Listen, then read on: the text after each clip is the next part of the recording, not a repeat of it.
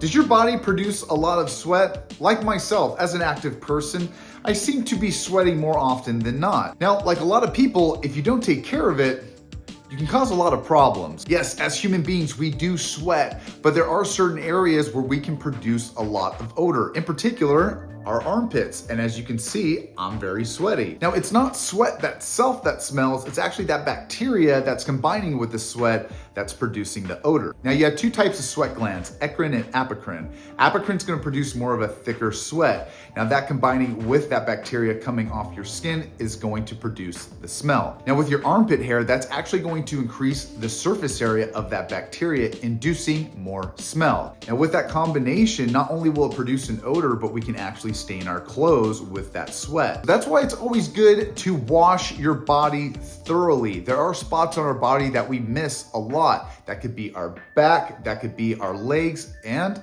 our armpits. That's why it's always good to use a body wash all over. And you really want to scrub into that hair with that body wash, stripping all of the deodorants, all of the sweat, and all of that bacteria that's on the skin. And of course, once we are done, we want to air dry and thoroughly get that area as dry as we can be. So if you need to use a towel or a hair dryer, and also, if we need to trim or shave up those hairs, that can also help out with that odor. And like myself, just being an active person, it doesn't matter if it's summer or if it's winter, I'm sweating constantly. So staying on top of this, washing thoroughly, making things dry and cool is gonna help you and myself out in the long run. All right, guys, make sure to like and subscribe. I will see you in the next video. Have a good one.